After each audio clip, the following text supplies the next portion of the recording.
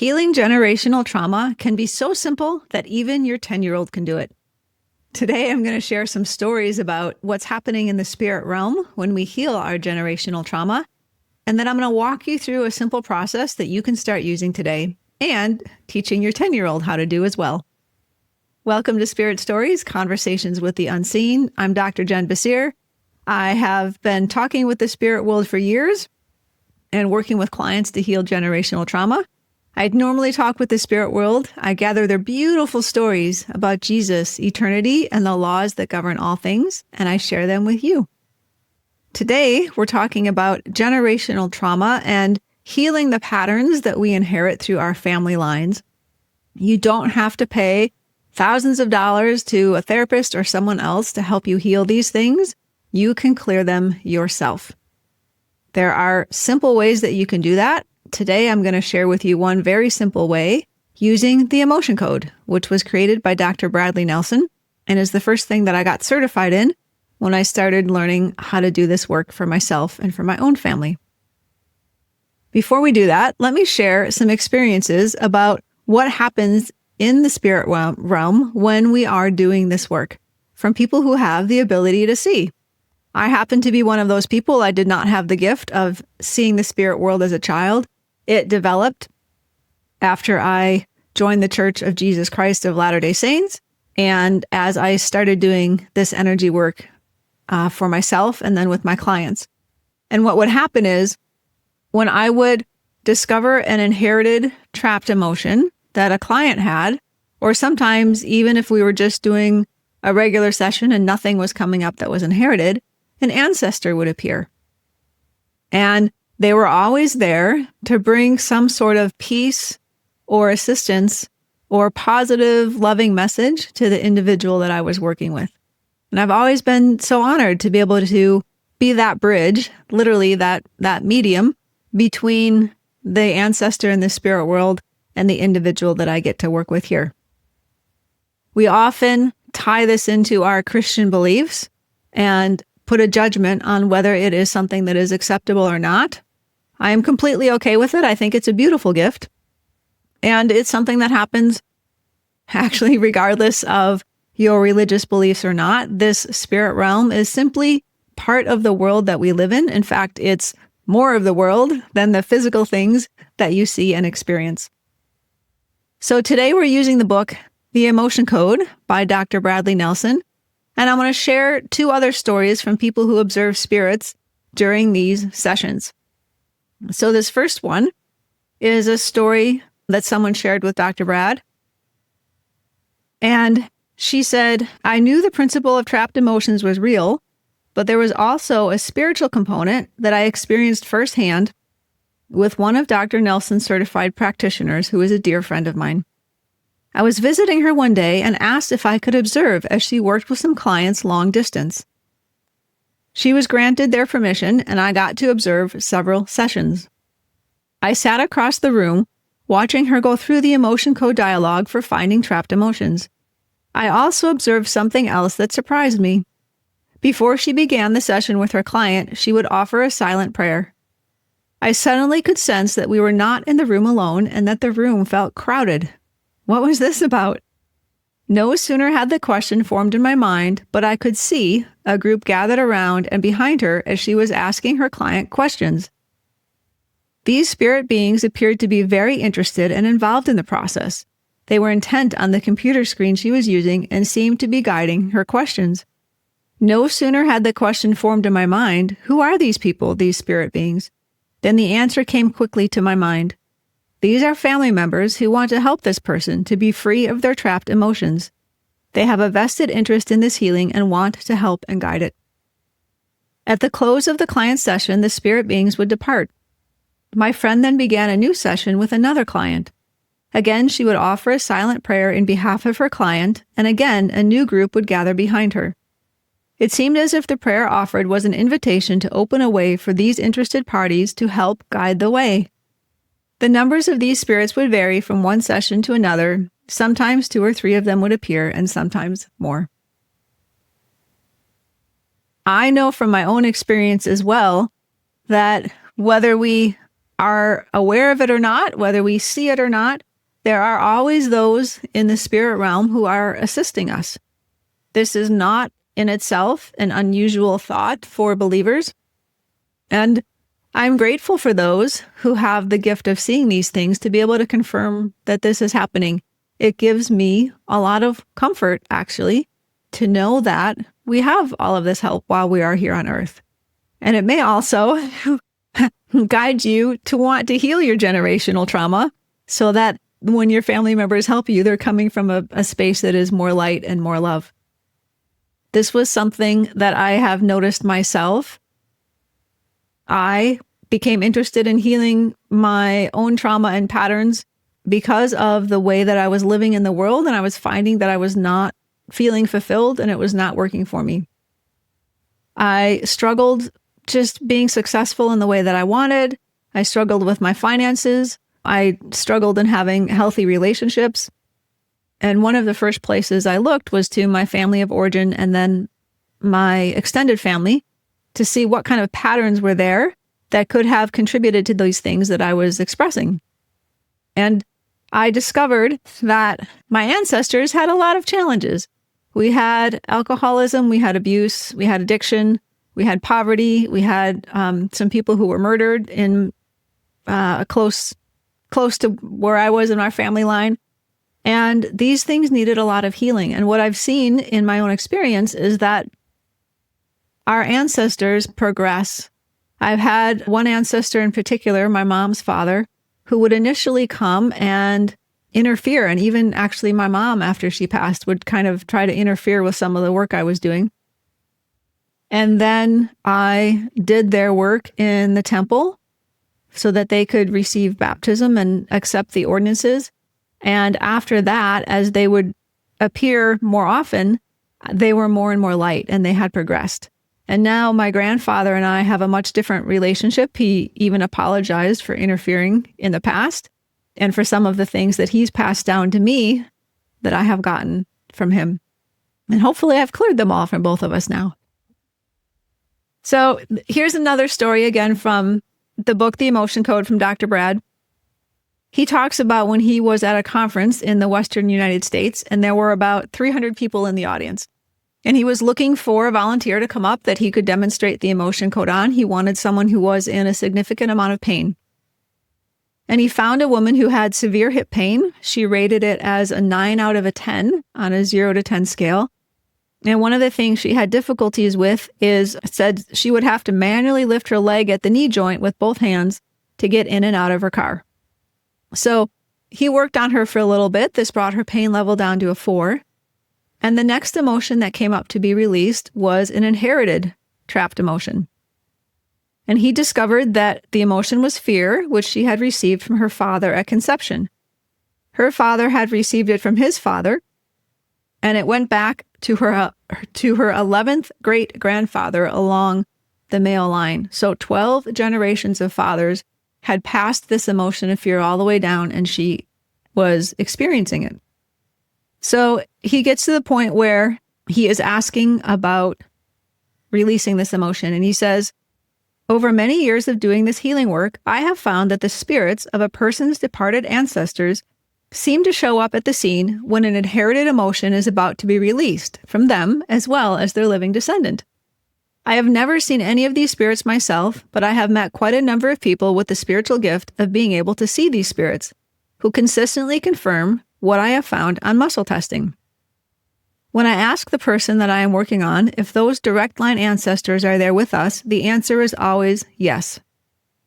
I believe the reason for this is simply that they are aware of their descendant, and they are aware of some of their own emotional baggage is about to be released. Accordingly, before I released this inherited emotion of fear from 12 generations back, I asked, are these deceased ancestors here in this room with us right now? The answer given by her subconscious mind through muscle testing was a firm yes. I then asked, are they out in the audience? The answer was no.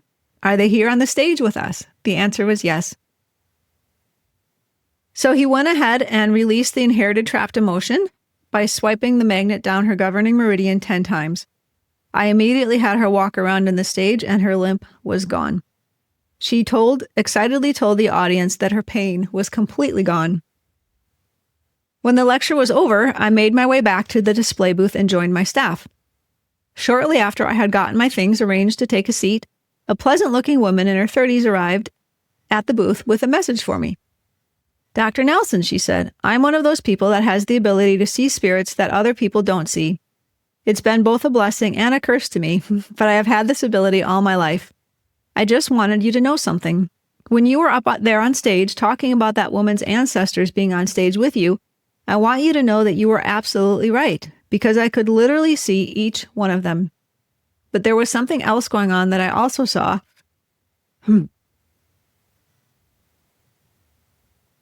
Something that I am not sure that you are aware of. I saw at least 200 spirits surrounding the stage." This is so beautiful. I love it. I saw at least 200 spirits surrounding the stage, and it was very clear to me that they were this woman's yet-to-be-born descendants. They were there, rejoicing that they were not going to have to take on this woman's crippling, trapped emotion. Dr. Brad continues, "This woman's words rang true to me then and still do.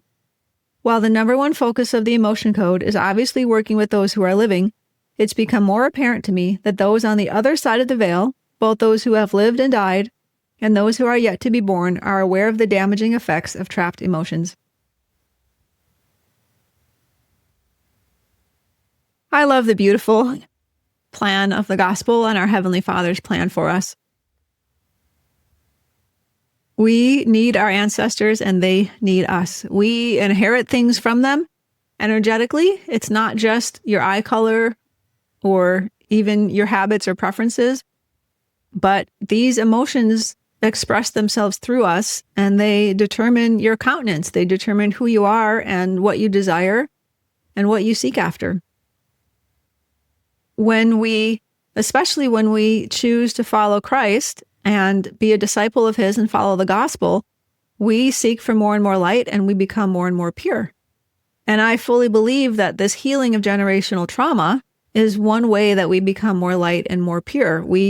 When we have these patterns, whether it's mental illness, abuse, addiction, poor family relationships, whatever it is, we are simply in a degree of darkness that is not bringing us the joy and light that we would like in life. And many people just don't even know how to find it, which is why it's so important for us who have the gospel to share it.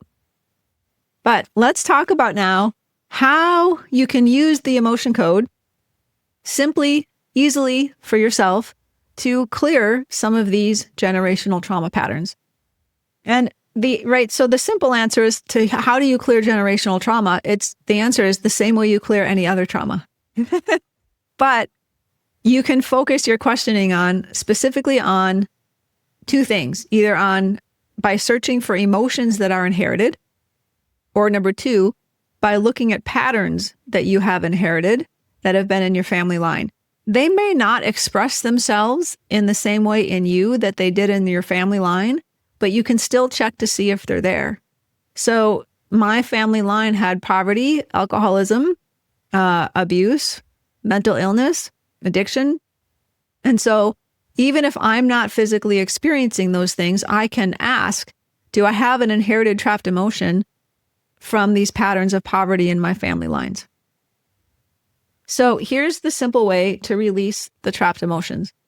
The first thing you need to do is learn how to use muscle testing. If you already know how to use it, fantastic. I'm going to show you a very, very simple way. Muscle testing is simply using your body to tune into answers from your subconscious mind or from your spirit. Our conscious minds are very limited in what they have an awareness of.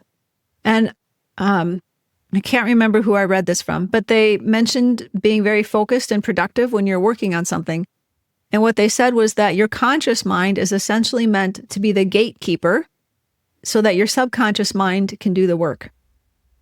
And to me, that gets at this idea that our conscious mind has a much more limited awareness than our subconscious mind does. We are tuned into this vast network of information throughout the unseen realms that we can access. And one way we can do that is through muscle testing. Muscle testing aligns with truth and non-truth. things that we are in harmony with and things that we are not. So when you use muscle testing, you can only ask a yes, no question because you can only get a yes, no answer. It's binary. And the simplest way to do the muscle testing is to use something called a sway test. A sway test. And so to do that, you simply stand, kind of shake yourself out a little bit, get yourself nice and relaxed, and you ask a question that is true and notice what happens to your body. And then you ask a question that is false and notice what happens to your body. And the general response is that if something is true or positive or good or light or love, we will sway forward. And if it is false or negative or darkness or evil of some sort, we will sway backward.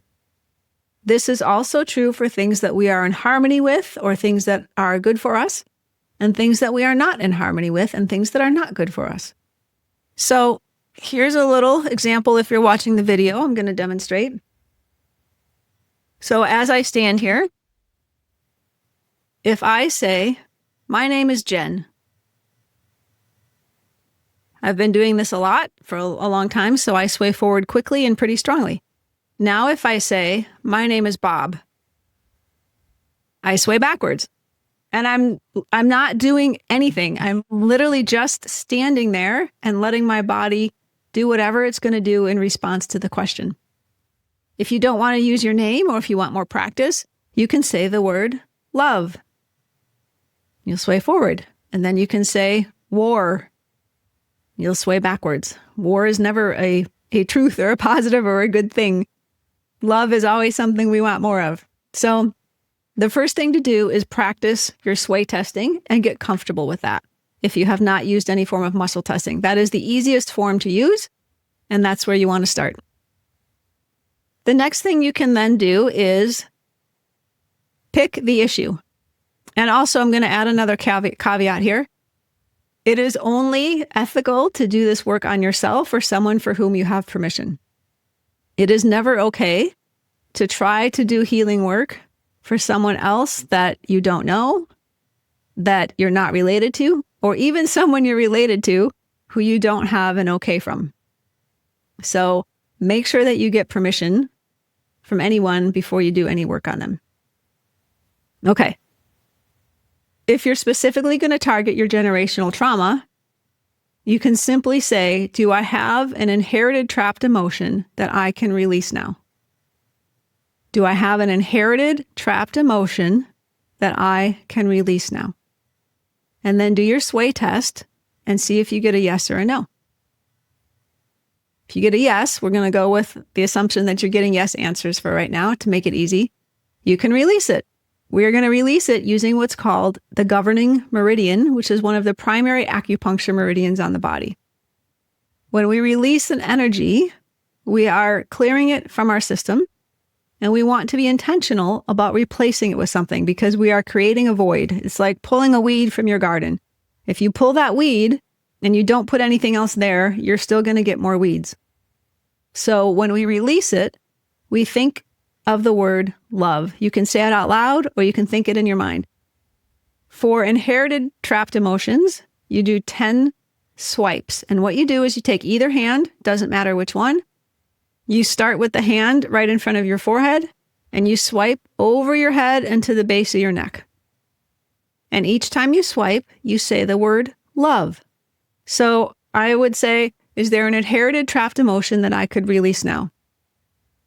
And I get a yes. Then I need to actually determine what the emotion is. We skipped that step. We need to determine what the emotion is. You can use the chart that is in the emotion code book, and you can use muscle testing to go through the chart to find the trapped emotion. Or if an emotion comes to your mind, use your intuitive abilities, strengthen those abilities, let an emotion come to your mind, and when it does, that's the emotion to release. So let's say you get the emotion, like in his example in the book, you have the emotion of fear. Excellent. Take either hand, put it on your forehead, do the swipes 10 times, and each time you swipe, you're going to say the word love. Love. Love. 10 times. So you practice the muscle testing with the sway test. You ask, do I have an inherited trapped emotion that I can release now? You determine what the emotion is, and then you do your 10 swipes to release it. That's it. Very, very simple. I would also invite you to start with a prayer before you do your sessions. I do that even when I'm just working on myself or my husband, and definitely when I work on all of my clients, every session starts with a prayer. We always want to ask for guidance. And especially when you work on family members, you need to get yourself out of the way. We have preconceived ideas and notions about people that we are close to, and we don't want those impacting our muscle testing and results. I want to make sure that it is God who is working through me to do the work, and that the best possible outcome that I can achieve is happening when I work with people. And so we need to get our own ego and our own self out of the way of that. Now, if you have patterns of generational trauma, if you feel like you want help with any of this, you can book a one-on-one session with me, or come join my community, drjenbessire.com/group, or the link is where this video is. And I have a free community where we talk about all of these things, and I give you tools you can use for yourself. And I also have a paid tier where you can come and join, and we do energy clearing sessions twice a month together. And I'll help you overcome these patterns that you're struggling with. So let's say you are just dealing with a lot of difficult emotions and you just want to clear them. So you can actually start with the emotion instead of asking the question first. So maybe you're going through your day, and something happens and you get triggered. You get this big emotional response and you're having irritation or frustration or anger. Let's go with anger again. So you experience anger in response to something. If you're able to in that moment, you can just stop and use your sway testing, and you can ask, can I release the emotion of anger? And if you sway forward and you get a yes, you can then ask, is this emotion inherited? And if you sway backwards, you need 3 swipes because it's your own emotion. If it's inherited, 10 swipes. 3 swipes for your own emotions, 10 swipes for inherited emotions. And remember, you just put your hand by your forehead and you swipe back toward the base of your neck, and you say the word love each time you do that. So the emotion code allows you to process these things in real time if you're able to, or if not, you can sit down at the end of your day and just think back through your day about some emotions that you were struggling with, and you can use the emotion code at that time. Now, how many will you be able to release? Well, that depends how often you do this. When you are brand new to energy work and this kind of work, most people cannot release very many emotions because each one that you release, your body and your spirit has to do some processing to finish dealing with that experience that you had, because these emotions are tied into experiences and events that your ancestors had or that you had during your time here on Earth. And time is required to process things.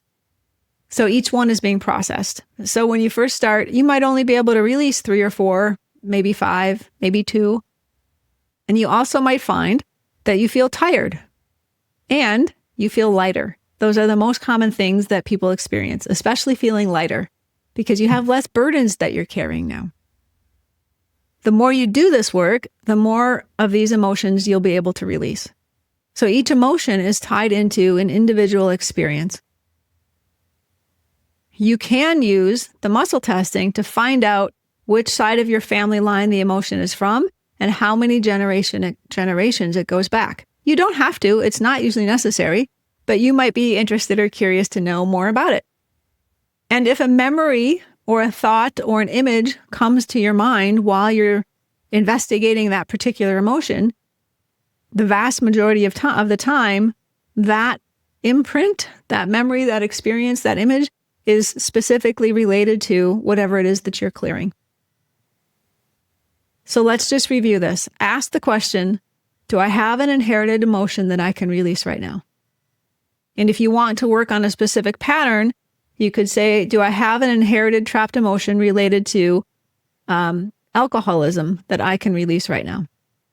Use your sway testing. When you get a yes answer, use your hand, forehead to the back of your neck, use the word love, and swipe 10 times once you've identified the emotion and release it. You can identify the emotion by looking at using the chart in the emotion code book, or you can use your intuition and let things come to you. The other way you can process these emotions is by simply processing the emotions that come up during the day. Ask if they're inherited. If they are, do the 10 swipes. If they're not inherited, then just do the 3 swipes, and you're still clearing things out from yourself. Now, if you have not yet had children, or if you're going to have more children, all of the work that you do for yourself right now is creating clarity and clearness and healing that you will then not pass down to your own children. So you're clearing these things out. You are actually doing generational healing by healing yourself if you have not yet had children or you have more children you're going to have. Essentially, any of this healing that we do is generational in the sense that it has an impact on everything. Because as we clear these things from ourselves, as we clear out these emotions, as we heal these traumas, you change yourself. You change who you are energetically. And that instantly, over time, through process, that impacts everyone else that you deal with. As I have gone through and cleared all of these things for myself, I have literally everything in my life is better. I have a greater sense of self-worth. I have a wonderful marriage, healthy, happy marriage to an incredibly loving, kind, caring man. My relationship with Jesus and with God continues to improve, and I grow closer and closer to them. My finances are better. I no longer carry consumer debt. I got rid of that pattern years ago. I am happier. My mind is a better place to be. Things are much kinder and nicer in my head. And when I do struggle with something, it used to take me literally days if I had something really negative to recover from it. And now I can recover from things very quickly. So I'm more resilient in what I deal with.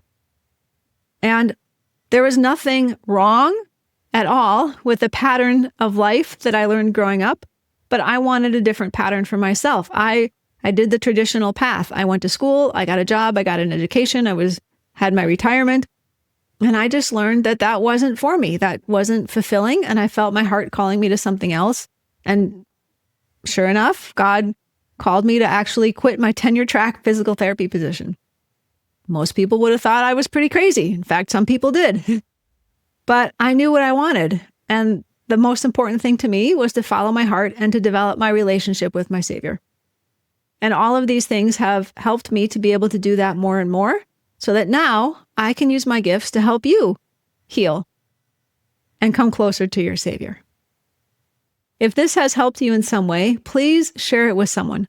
And again, if you need help or would like help or just have more questions about this, come join my community. There's a free level and there's a paid level. We can work on healing your trauma together, and we can even help strengthen your gifts and your talents so that you can step forward into whatever God is calling you to.